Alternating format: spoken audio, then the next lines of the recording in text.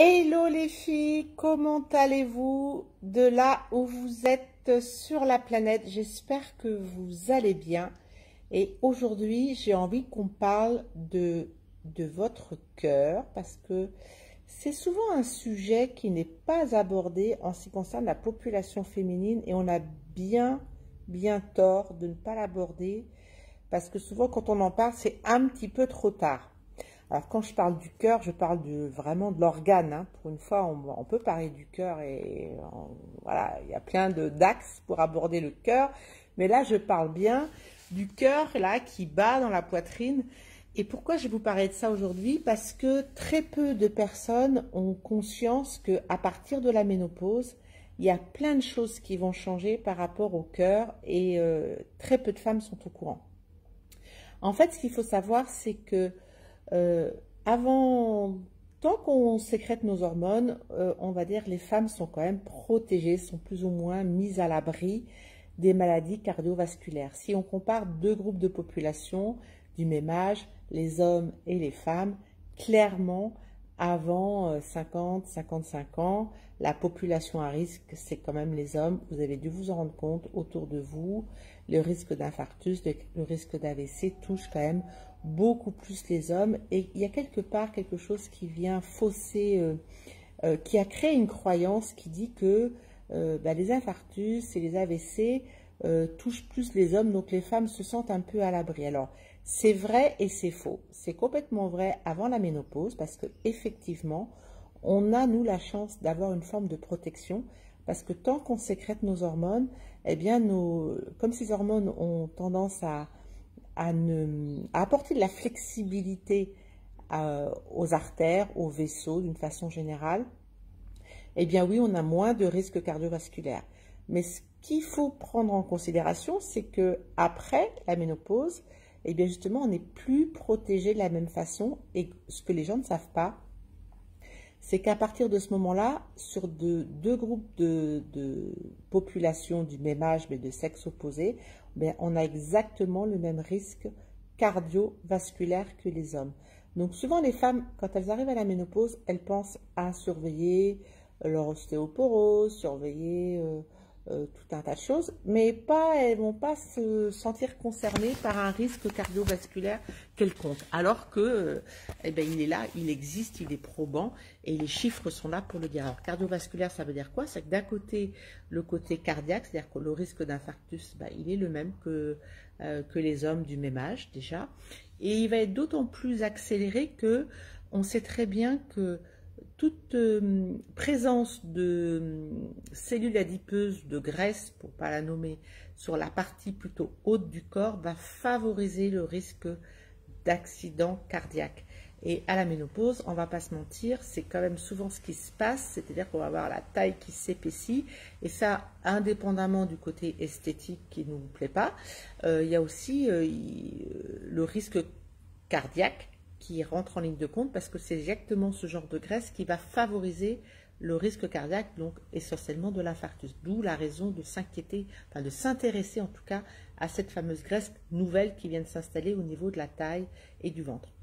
En ce qui concerne le risque vasculaire, parce qu'on parle bien de risque cardiovasculaire, vasculaire, clairement, ça va être les AVC, que ce soit des AVC ischémiques ou hémorragiques. Là aussi, les femmes, à partir de la ménopause, ont un risque ou un taux d'AVC aussi important que ceux des hommes.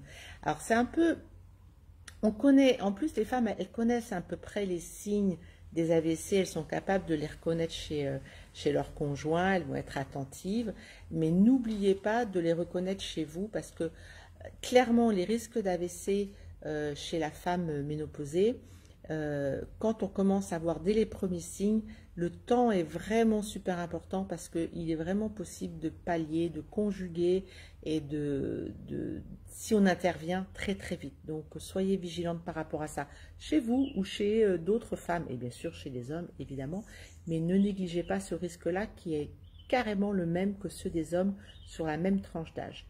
Et puis, vous allez peut-être vous en rendre compte, certaines femmes s'en plaignent quand elles ont des bouffées de chaleur. Certaines ont certaines bouffées de chaleur avec une forme de palpitation, un peu comme de la tachycardie.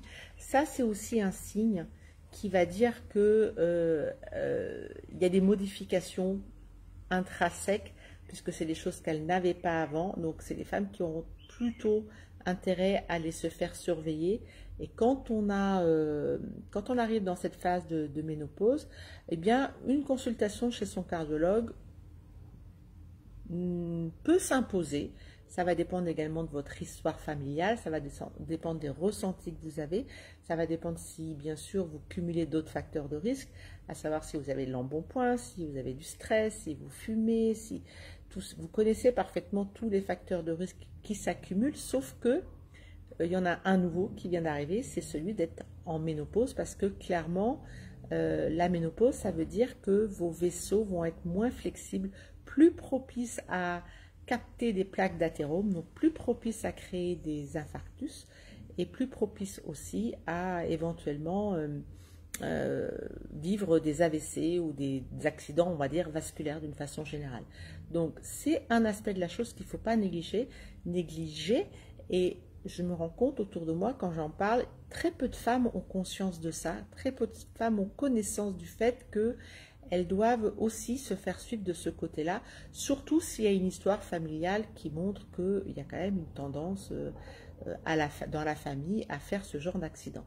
Donc, voilà, même chose quand on a dans la liste des troubles, on peut avoir des migraines. On peut avoir des migraines à répétition, là aussi. Ça peut être un signe d'hypertension, il se passe des choses, les vaisseaux sont plus exactement comme avant, donc ça peut être un signe. Souvent le corps nous envoie des signes, hein. Les corps nous envoient des signes, après il faut savoir les écouter. En tout cas, biologiquement, physiologiquement, il y a une explication à ça. Jusqu'à présent, nos hormones nous protégeaient des risques cardiovasculaires. Ça ne veut pas dire qu'on ne pouvait pas en avoir. Ça ne veut pas dire qu'on ne pouvait pas faire d'infarctus ou d'AVC avant la ménopause, mais on était quand même plus protégés que l'autre groupe de population de sexe masculin au même âge. Malheureusement, quand on arrive après la ménopause, eh bien, les statistiques sont complètement identiques dans les deux groupes. Les hommes ne font pas plus d'infarctus que les femmes. Et je ne sais pas pourquoi, c'est encore pas connu. On a encore l'impression que c'est des choses qui n'arrivent qu'aux hommes, alors que pas du tout. En fait, les risques cardiovasculaires, c'est la première cause de décès chez les femmes. Donc, on a vraiment tendance, bizarrement, à mettre ça un peu sous silence. Donc, voilà. Ayez cette information-là, c'est pas du tout pour vous faire peur ou vous faire paniquer. C'est juste pour que vous sachiez que c'est complètement cohérent d'avoir cette observation-là à partir de la ménopause. Il y a des raisons, il y a des explications complètement physiologique à ça. Donc, voilà, je voulais faire une vidéo sur ça parce que c'est tellement important et puis c'est tellement possible de prévenir, d'adapter son style de vie, parce qu'on sait très bien que les facteurs de risque cardiovasculaire, ça va être beaucoup des facteurs environnementaux. Ça va dépendre de notre alimentation, ça va dépendre de notre niveau de stress, ça va dépendre si on fume, ça va dépendre de tout un tas de choses qu'on connaît déjà. Donc si on n'est pas informé que nous, les femmes, à partir de la ménopause, on risque de venir grossir les rangs des personnes à risque, ben, ce serait un peu dommage. Donc, ça me paraissait important d'aborder ce sujet-là parce que j'ai l'impression qu'il n'est pas assez partagé. Donc, surtout si vous avez des antécédents familiaux, c'est complètement légitime et cohérent de voir avec votre médecin pour avoir une consultation chez votre cardiologue, juste pour faire le point, pour voir où vous en êtes. Donc voilà les filles, je voulais vous parler de votre cœur d'une façon un petit peu moins sexy que d'habitude. Là on est vraiment rentré dans la mécanique, mais ça mérite d'être su. Donc justement, si vous connaissez des femmes qui ont tout intérêt à connaître cette information-là, partagez cette vidéo. Vous êtes, comme je vous le dis, vous êtes mes ambassadrices, celles qui me suivez sur Facebook. Si ça vous apporte des informations, ben, j'en suis vraiment ravie. Si vous pensez que ça peut permettre à d'autres femmes aussi d'en savoir plus sur ce qui se passe en ce moment dans leur corps, eh bien n'hésitez pas à partager ces vidéos. Et en attendant, n'oubliez pas de vous honorer tous les jours pour que le monde autour de vous vous honore en retour, et protégez votre cœur, c'est super important. Sachez qu'il y a plein de choses à faire, évidemment, hein, ce n'est pas une fatalité, mais en sachant les choses, pour moi, c'est plus facile de savoir quoi faire en face. Je vous fais des bisous les filles et je vous dis à demain pour la prochaine vidéo. Bye bye!